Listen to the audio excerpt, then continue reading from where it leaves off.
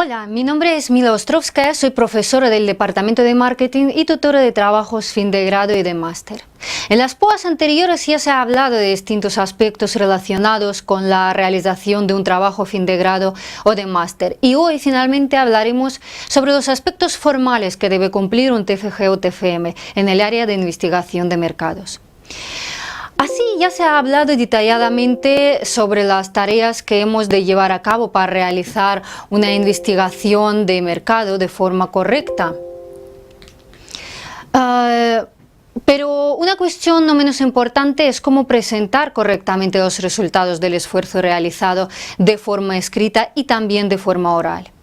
En este sentido, nuestro informe representa el producto tangible del trabajo de investigación realizado, y una presentación deficiente o faltas de ortografía o formato descuidado pueden dificultar la comprensión del trabajo y generar una mala imagen. Entonces, ¿cuáles son los aspectos formales que debe cumplir un TFG o TFM? En primer lugar, el lenguaje que se utiliza en el estudio debe ser claro, en sentido de que el contenido del informe debe dar respuesta a los objetivos planteados, ofrecer soluciones al problema planteado en la investigación y no tratar de impresionar al lector con la cantidad de información poco relevante. Nuestro trabajo escrito debe reflejar la situación real de la cuestión analizada, por lo que conviene repasar el trabajo antes de su entrega final para evitar cualquier tipo de error o falta de información importante. Asimismo, el informe debe ser completo, pero sin contener detalles poco importantes. Por supuesto, no debemos olvidar de tener presente la protección de datos y otros aspectos éticos a la hora de redactar el trabajo de campo, por ejemplo.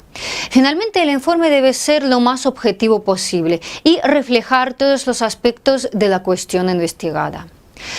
En cuanto al estilo del trabajo, una vez más conviene recordar que el lenguaje ha de ser claro y sencillo, evitando usar las frases largas con excesivos calificativos y giros gramaticales. Se trata de un informe formal, no de una novela. Por lo tanto, os recomiendo usar verbos en voz activa, tiempo presente y modo impersonal, y no redactar párrafos excesivamente largos. Por ejemplo, podemos aligerar el texto dejando un renglón en blanco entre cada párrafo. Recordad que el uso de tablas, cuadros y gráficos ayuda a resumir la información y mejora la presentación del texto escrito y facilita su comprensión. Si tenemos datos que nos gustaría incluir, pero no estamos seguros de su relevancia, por ejemplo, algunas estadísticas, gráficos complementarios, preguntas de nuestra encuesta o focus group, podemos usar anexos. También es posible usar las notas a pie de página para algunas aclaraciones menos relevantes, pero tener cuidado de no hacer un uso excesivo de ellas. Ahora bien, en una investigación comercial podemos distinguir tres grandes partes. Una parte introductoria que contiene los datos generales de nuestro trabajo, tales como el índice, resumen o listas especiales. La parte del texto principal, que incluye todos los capítulos de la investigación, desde la introducción hasta la bibliografía, y finalmente los anexos, con toda la información adicional que queramos incluir. Veremos ahora con mayor detalle los elementos que debe contener nuestro TFG o TFM. Lo primero que ve el lector de nuestro trabajo es su portada. La Universidad de Alicante tiene un formato normalizado de portada y la podéis encontrar en el OACloud, por ejemplo. En general, la portada de un TFG o TFM debe contener al menos un título que refleje la finalidad y objetivos de la investigación realizada, el nombre del autor o autora del trabajo, el nombre del tutor, la fecha de realización del TFG o TFM y los datos de la Universidad de Alicante y de nuestra facultad. A continuación se presenta un breve resumen de la investigación realizada, no más de media página, dirigido a los lectores del trabajo. En este resumen se suele incluir un par de líneas referentes a los aspectos más importantes del trabajo. Así se suele empezar con una breve justificación del tema elegido y con la presentación del objetivo principal de nuestro estudio. A continuación indicamos la metodología que utilizamos para alcanzar el objetivo planteado y describimos muy brevemente los resultados principales obtenidos en el trabajo. Finalmente, indicamos las palabras clave de la temática estudiada. Después del resumen va el índice general del trabajo. Aquí tenéis un ejemplo de cómo se debe presentar un índice. Os recuerdo que en el OneDrive tenéis a vuestra disposición varios ejemplos de trabajos fin de grado y de máster y los podéis consultar. Como vemos en este ejemplo, a continuación se presenta el índice de tablas y figuras, donde se indica el número de título de la tabla o de la figura y también la página en la que se encuentra dicha tabla o figura. Aquí os dejo el link a un vídeo que explica muy bien y es muy claro, muy corto además, cómo se puede hacer un índice automático de contenidos en Word, por si alguien prefiera hacerlo de esta forma. Pasemos ahora al texto principal de nuestro trabajo. Ya sabemos que en el texto principal se distinguen los siguientes apartados que pueden desglosarse en capítulos concretos de nuestro TFG o TFM. Así hemos visto en el POA 3 los aspectos más importantes que debe contener la introducción y el capítulo de revisión de la literatura. Aquí tenéis un resumen de lo visto. En la POA 4 se ha hablado del capítulo o capítulos referentes a la metodología del estudio y en la POA 6 se ha visto el capítulo de los resultados obtenidos y su presentación. Cabe remarcar que el capítulo de los resultados se diferencia del capítulo de las conclusiones. Fijaos en este ejemplo del apartado de resultados. Como podéis ver aquí en este capítulo se presentan los métodos estadísticos utilizados para tratar los datos recogidos con la encuesta y los resultados numéricos de los contrastes de hipótesis que planteamos. Los resultados de las técnicas cualitativas aplicadas en nuestro estudio también los presentamos aquí. También en este capítulo de los resultados se ofrece una breve interpretación de los resultados numéricos obtenidos, pero repito, de forma muy breve. Y es en el capítulo de las conclusiones y recomendaciones donde se interpretan los resultados obtenidos y se resumen los logros de la investigación, siendo por tanto este capítulo uno de los más importantes de nuestro estudio, ya que se percibe como un indicador del trabajo realizado. Por tanto, este apartado debe ser conciso, debe seguir de forma esquemática los objetivos de la investigación, destacando los hallazgos más relevantes, los cuales deben presentarse con objetividad. Al capítulo de las conclusiones se suele agregar un apartado de recomendaciones para las empresas del sector analizado. También en función de los resultados alcanzados, pues podemos plantear algunas recomendaciones para la sociedad y otras investigaciones. Otro apartado final agregado a las conclusiones puede ser un apartado de las limitaciones a nuestra investigación, El hecho de plantear las limitaciones no indica que el estudio esté mal hecho, sino que al contrario demuestra que somos conscientes de que nuestro estudio es mejorable, porque siempre lo es, y que tiene algunas limitaciones que deben ser tenidas en cuenta a la hora de interpretar los resultados o realizar futuras investigaciones. Finalmente debemos prestar especial atención al apartado de bibliografía. ¿En qué consiste este apartado? Pues se trata de un listado ordenado y detallado de las fuentes bibliográficas que se han utilizado para la realización del TFG o TFM. Aquí lo más importante es seguir un formato unificado a la hora de redactar la bibliografía. Un formato que permite diferenciar libros, capítulos de libro, artículos de revistas, documentos en la web, etcétera, etcétera, lo que permitirá su perfecta localización. En función del campo de investigación se usa un formato u otro. En investigación comercial y en general en ciencias sociales se suele utilizar el formato APA. Os recuerdo que existen programas específicos para construir nuestra base de datos de bibliografía de forma automática, por ejemplo RefWorks, Reference Manager, etcétera, ¿vale? Y si queréis los podéis utilizar en vuestro trabajo también. Ahora bien, ¿qué datos se deben incluir en la bibliografía? En primer lugar, tenemos que ordenar las referencias según el formato que elijamos, por ejemplo, por orden alfabético.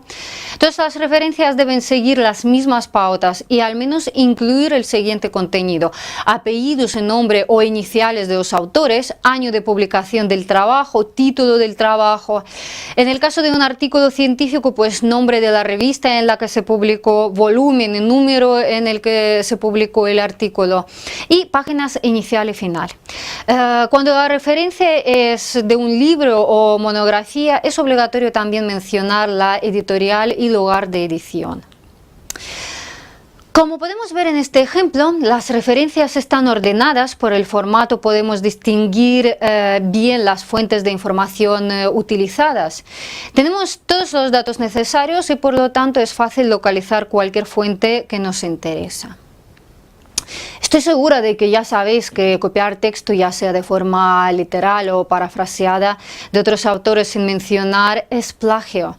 Y plagio invalida el trabajo de investigación y lleva a suspender el TFG o TFM. Para evitar que nuestra revisión de literatura sea percibida como un plagio, hay que citar las fuentes utilizadas correctamente, ¿vale? Eso es, en el texto nombrar a los autores de las ideas y conceptos que mencionamos. ¿Cómo hay que hacerlo? Pues si utilizamos el modelo de APA, pondremos el apellido del autor y el año de publicación entre paréntesis. Y si la cita es literal, se pone entre comillas y se añade también la página. Para acabar con el tema de las citas y bibliografía, vamos a ver sobre el ejemplo la diferencia entre las citas y referencias bibliográficas. Las referencias constituyen un listado completo y ordenado de todas las citas realizadas en el texto. La bibliografía consultada y la que no citamos se pone aparte, aunque pues normalmente en los TFGs y los TFMs no se ponen las referencias no citadas y solo se ponen las citadas. La cita es nombrar al autor y el año de publicación de su trabajo en el sitio exacto en el que se utiliza su texto o información en nuestro trabajo. Ya hemos dicho que las tablas o cuadros de resultados y los gráficos aportan calidad y buena imagen al trabajo, pero es muy importante saber presentarlos de forma correcta y con información completa. Así, todas las figuras y tablas que utilizamos en nuestro TFG o TFM deben estar perfectamente identificados con un número y el título. En el caso de utilizar la unidad de medida, pues la deben indicar también. A pie del cuadro o tabla es necesario indicar la fuente de información utilizada. El formato de todos los gráficos y tablas debe ser homogéneo. Si se extrae de otra fuente, por lo tanto habrá que ponerlo igual que los demás cuadros. Aquí tenéis un ejemplo de la presentación de una tabla. Como veis, está numerada y tiene un título breve pero informativo y abajo aparece la fuente de donde se ha extraído esta información. Lo mismo para los gráficos. Hay gráficos o figuras de muy diversos tipos que nos pueden ayudar a proporcionar información de forma más visible y atractiva para el lector. Si utilizamos los gráficos en nuestro TFG o TFM, estos deben ser numerados y titulados y se deben presentar con el mismo formato que las tablas. También podemos utilizar histogramas.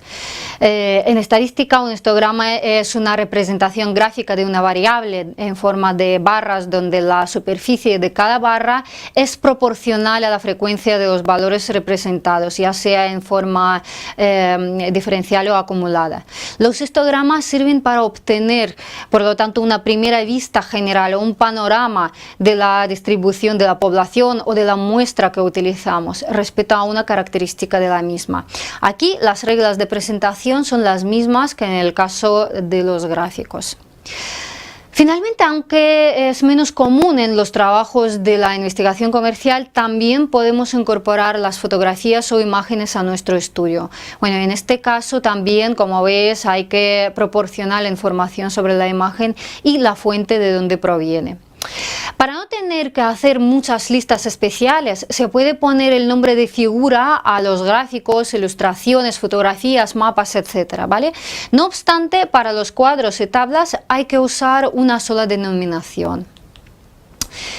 Hemos hablado de los aspectos más importantes de la presentación del trabajo escrito, pero no menos importante es la presentación oral de los resultados de nuestro trabajo. Por eso, antes de terminar este tutorial, me gustaría daros algunas sugerencias para la defensa oral de vuestro TFG o TFM.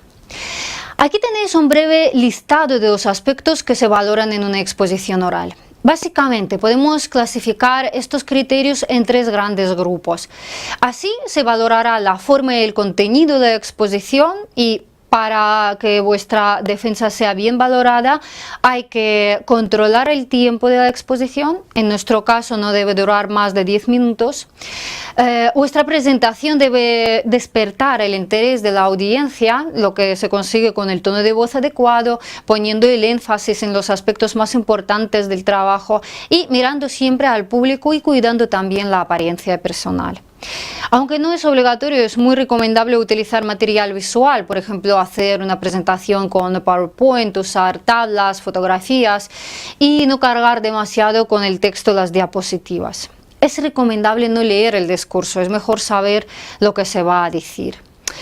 A la hora de presentar nuestro TFG o TFM hay que destacar los apartados principales de la investigación realizada sin entrar demasiado en detalles. Y finalmente, al finalizar la exposición conviene abrir un turno de preguntas, sobre todo si presentamos el trabajo ante un auditorio. Y por supuesto debemos hacer el uso correcto del lenguaje. Asimismo, para presentar vuestra investigación de forma adecuada, os recomiendo ser expresivos, utilizar un tono de voz alto y no monótono. Bueno, aunque debemos controlar el tiempo y hacer una presentación más bien dinámica, os recomiendo hablar despacio y con pausas y no hacer movimientos incontrolados o repetitivos.